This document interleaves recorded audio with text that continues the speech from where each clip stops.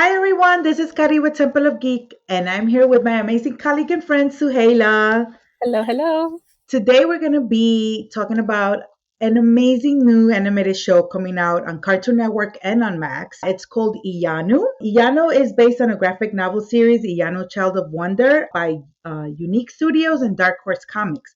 And it was created by Roye Okupe. I hope I'm saying that correctly. And it's being produced by Lion Forge Entertainment, which is actually a leading Black owned animation studio here in North America. It premieres April 5th on Cartoon Network and it will be on Max the day after. We were able to watch a little bit of the show, and this is going to be a general review. There's going to be no spoilers. So we're going to talk a little bit about that and hope you get you guys excited for this show. What Yeah. did you think so far of what you've watched from the show? Oh, it's delightful. Honestly, like I know that this is skewing towards a younger audience, but I enjoyed it. There's so much in there for people to appreciate. Like the animation's great. Like there's without any spoilers, there's like a specific type of animation that they use in the very beginning that like I really really enjoyed. Mm-hmm. And the general animation again is like it's it's visually really beautiful. There's a lot of culture from like there's a lot in there from Nigerian culture that they like Yes. show it like I'm learning, Mm-hmm. which like I wasn't necessarily like I was like oh like it's gonna be like this fun adventure with a young girl Yeah. and like was hoping to enjoy it and I'm like I'm learning through it and like there's like different names of stuff, there's different accents in there, there's like the different things that they're introducing you to, like there's the mythology parts of it, there's like we actually get to see I think parts of like Yoruba land in Nigeria that they've given, they've it's influenced by the culture and the history and the Yeah. mythology from there. And so there's like, they're connecting a lot of what we're seeing on screen to things that are actually like there in real life. And so I'm really enjoying that part of it. Plus also the story is just like it's cute. It's fun. It's one of those, a character that goes on a journey of like self-discovery, and those stories are always wonderful. No, no, I definitely agree. It was very entertaining as soon as it Mhm. started. I just want to you reiterate again what you said. It is captivating story based on Nigerian culture and mythology. So Mhm. that's really, really cool. I mean, it's always great to be able to tell these stories of Mhm. other cultures and their stories, their mythologies, because we're just now really starting to get a lot of those where we can Mhm. actually learn about other places and stuff and what they believe in and what they grew up with, and stuff. So it's really cool, and I do love that we're getting the story. Little kid, little girl that is she's orphaned. This is not a spoiler, so don't worry, guys. Yeah. She's a little orphan, and she's just discovering that she has these powers, and basically the journey that she has to take to be able Mhm. to, kind of learn how to use these powers, learn to control them, uh, learn to deal with the fact that she is this mighty, powerful person, and what that entails, and all the dangers that entails. Being this type of magical being and everything.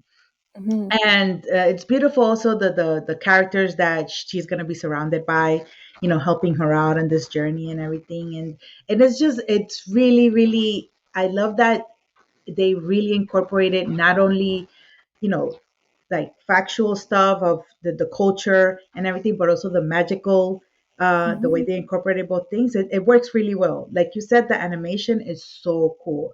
I love Yep. it. And the music as well. The music that they're Yes. Oh, using, yes. it's so good. So Mhm. good. Yeah. Yeah. And one of the other things with the animation as well is like the clothing and the hairstyles. Like you get to see so many different black hairstyles in it. And like I was like noticing them. Yes. Yes, I was doing the same thing too. I was like, I Yeah. love And then it. all the different like patterns that are in the clothing and the different Mhm. types of patterns and the different like visual indicators that they put into the clothing for the different groups of people that we're going to be Yes. seeing and meeting Mhm. and all of that. And it, like it's so rich visually with all of that.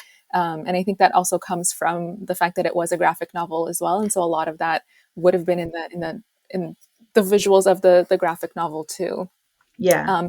One other thing that I wanted to point out as well is the voice cast for this show, it's an entire Black vocal cast, which is incredible. And it's actually one of the things that the creator, Roy, who is Nigerian himself, it's one of the things that he really wanted to do when, he was working on this project, or to bring it into animation. One of the things he said early on is like, I want the voice actors to be Black. And Yeah. I don't know if they're all Nigerian. I'm not sure, but they are all Black. And I think that's like, it's so beautiful. And I got to speak with some of them, and like I their was gonna connection. say, yes, I was gonna say, Suhail actually got to, be joined an interview where, creators and we're talking about the show and everything. So Yeah. tell us a little bit about what was said and how was Yeah. that experience? Oh man, there's so much there. So I did an interview with three of the voice actors and one of the writers. Again, all Black women. It was incredible being in this space with like four Black women talking about their experiences on this show. And like I was asking them their connections to their characters, and like every single one had like such a personal connection to each of the characters. And several of them actually like talked about their own mothers, like, and how they like influenced them, which is like Hmm. so beautiful to see. Yeah. Not just like this is a show that I think is going to be so important to like a younger generation of Black women, but it's not just for them. Like, it's for them, created by women who have also been influenced by, other women. And so it's like multi generations of Black women who are all involved in this, which is so beautiful. And then the actual and then the writer, or sorry, the creator and head of Lion Forge Entertainment, David, they did like a webinar there, and so we were able to like put in questions. That was that was an hour long. There was so much that was said in there. There's so many like just gems, and like it's so awesome to see. By the way, like both Roy and David are Black as well, and it was so awesome to see like the camaraderie and like the fact that they were both so like just all in this project, and wanting the best for it, and wanting to make it like the best, because they know just how important it is for to have that representation, and not just like general representation of just like just all, sometimes like you'll have representation, but then it's not like specific to one Black culture. And in Hmm. this case, it's not just even like just Nigerian, but it's specifically Yoruba land within Nigeria, which again is like I'm learning, It's layers on layers. learning the Yes. exactly layers upon layers Hmm. of all of this representation, and it's so specific and it's so intentional, and it's just beautiful to see that. And these are like the stories that you know I want to see more of. And obviously, like, even though I'm not Nigerian, I'm not Black, it's still so beautiful to see these stories happening, and to see creatives that actually like come from those places, that are part of those cultures, that have that, they're representing themselves in Yeah. these stories, and they actually are getting a chance to not even just tell their own stories, but to create these stories within their experiences and put it out into the world. Um, and Roy was saying, I believe he had mentioned that like this story was really like like it was a story made for his daughter as well. So like just so many Oh, layers, so so sweet. many layers to this that are just so beautiful.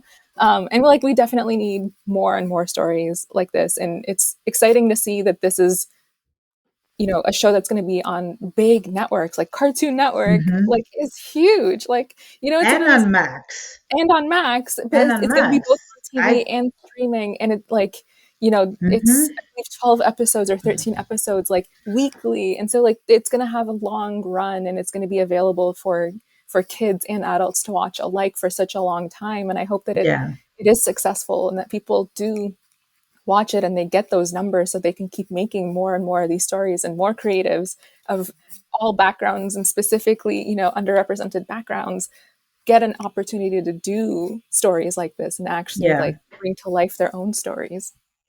Yeah, I really, really think, hope that, Max and Cartoon Network really roll out a big marketing for this. I think it's very important. Nowadays, a lot of the marketing and for many shows and movies is just horrible. It's So, so slack. bad.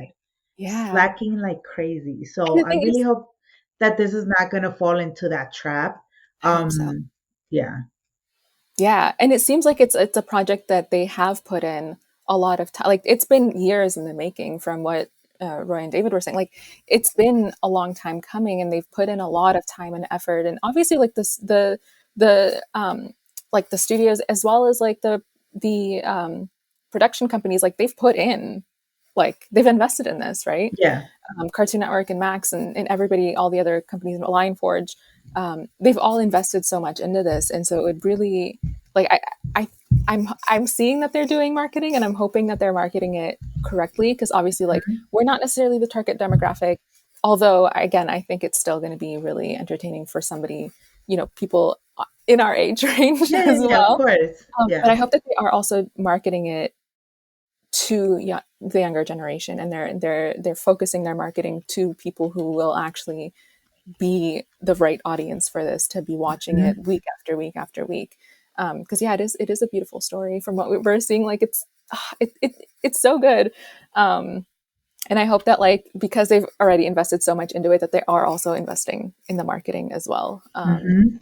And at least from like the press stuff, that like with all like there was a lot of work put into just doing like the press junkets and all of that. So I feel like um, there is effort behind it, and I'm hopeful that it will reach the right audience, and Yeah.